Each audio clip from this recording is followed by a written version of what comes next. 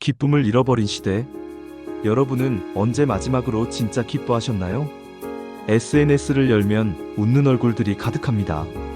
하지만 그 뒤에는 얼마나 많은 눈물이 있을까요? 우리는 행복해 보이려고 애쓰지만 진짜 기쁨은 점점 멀어지는 것 같습니다. 힘든 일이 생기면 이렇게 말합니다. 이 상황만 지나가면 기뻐할 수 있을 텐데. 문제만 해결되면 행복할 거야. 그런데 한 문제가 지나가면 또 다른 문제가 옵니다. 그렇다면 우리는 영원히 기뻐할 수 없는 걸까요? 지난 영상에서 우리는 평안에 대해 이야기했습니다. 평안이 우리를 압도하면 아무것도 우리를 압도할 수 없다고 했죠. 오늘은 평안의 훌륭한 동반자, 기쁨에 대해 이야기하려 합니다.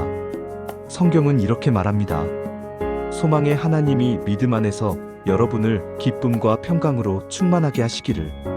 로마서 1513. 기쁨과 평강이 함께 동역할 때 놀라운 일이 일어납니다. 기쁨에 대한 가장 큰 오해.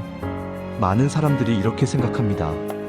기쁨은 좋은 일이 생겼을 때 느끼는 감정이라고. 하지만 성경이 말하는 기쁨은 다릅니다. 기쁨은 상황에 의존하지 않습니다.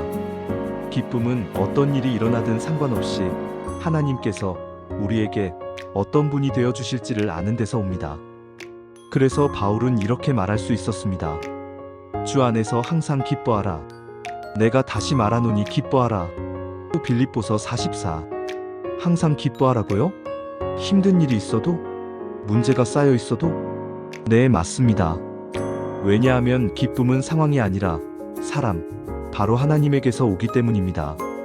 기쁨은 하나님의 본성입니다. 기쁨은 하나님이 가지고 계신 속성이 아닙니다. 기쁨은 곧 하나님 자신입니다. 하나님은 언제나 기쁘신 분입니다. 그리고 우리가 그분과 함께 기뻐할 때 그분의 기쁨의 경험이 우리 안에서 일어나는 것입니다. 삶의 압박 가운데 예배로 나아갈 때 우리가 누리는 큰 즐거움은 하나님이 가장 행복하신 분이심을 아는 것입니다. 생각해 보세요. 우주를 창조하신 하나님, 모든 것을 다스리시는 하나님이 행복하신 분이라는 것을요.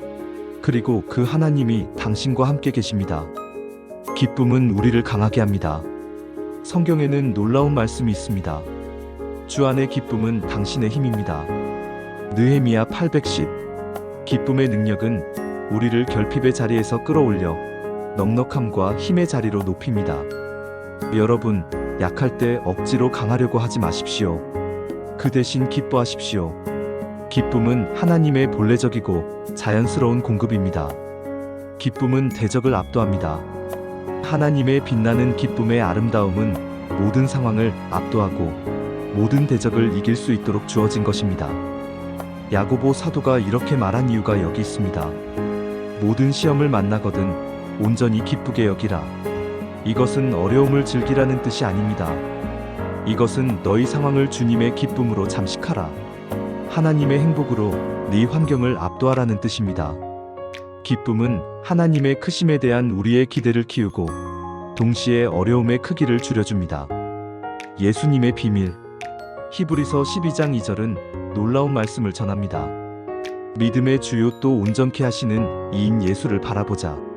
그는 그 앞에 있는 기쁨을 위하여 십자가를 참으사 십자가의 두려움과 공포를 끝까지 감당하게 한 힘. 그 모든 것 가운데 가장 본질적이었던 것은 바로 기쁨이었습니다. 예수님은 십자가의 모든 고통을 기쁨으로 여기셨습니다. 왜일까요? 그분이 성부, 성령과 함께 창조 때부터 꿈꾸셨던 백성을 이루는 기쁨이 우리의 죄의 수치를 압도했기 때문입니다.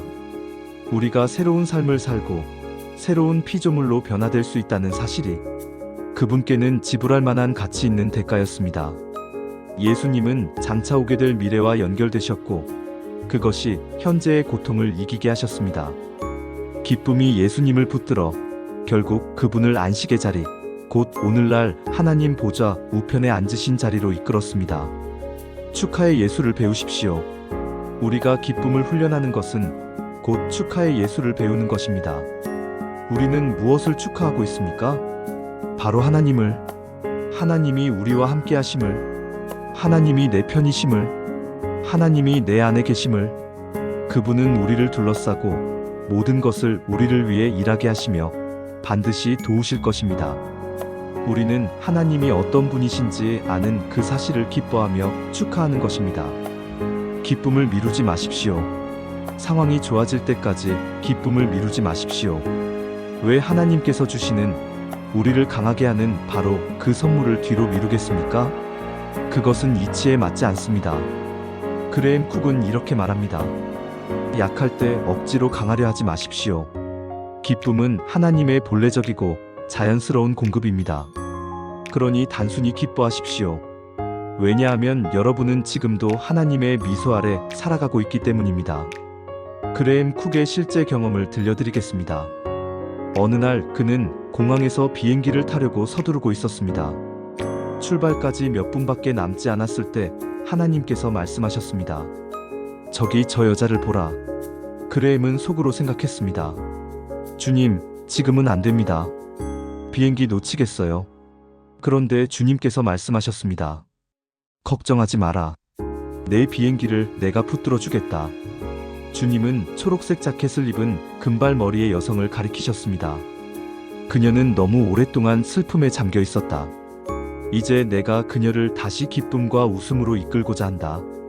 그러니 네가 가서 그녀에게 그것을 선포하라. 그레임은 그녀에게 다가가 말했습니다. 주님께서 말씀하시기를 당신은 아들을 잃고 7년 넘게 슬픔 가운데 있었지만 주님의 아들이 지금 하나님과 함께하며 행복하다고 하십니다. 이제 당신도 이 땅에서 하늘에 있는 아들과 같은 기쁨을 누릴 때가 되었다고 하십니다. 하나님께서 지금 당신의 삶 속에 기쁨과 행복을 풀어놓고 계십니다. 그 순간 그녀는 놀라며 말했습니다. 어젯밤에 제 남편이 저에게 똑같은 말을 했어요. 여보, 이제 다시 행복해야 할 시간이야. 라고요. 그래서 그녀가 말했습니다. 주님께 네, 알겠습니다. 라고 전해주세요. 그레임이 대답했습니다. 직접 말씀드리세요. 전 지금 비행기를 타야 하거든요. 사랑하는 여러분, 하나님은 우리의 기쁨을 회복하시는 일을 하십니다. 그것도 부분적으로가 아니라 완전히 회복하십니다. 평강과 기쁨은 우리의 마음 안에서 서로 연결되도록 하신 것입니다. 우리가 평강 가운데 있으면 기쁨이 솟구치고 기쁨이 올라올 때 우리는 다시 평강 안에 거합니다. 이것은 끊임없이 위로 상승하는 나선입니다. 오늘의 질문. 지금 당신의 기쁨을 빼앗고 있는 것은 무엇입니까? 상황입니까? 문제입니까? 두려움입니까? 그것을 주님의 기쁨으로 교환하십시오.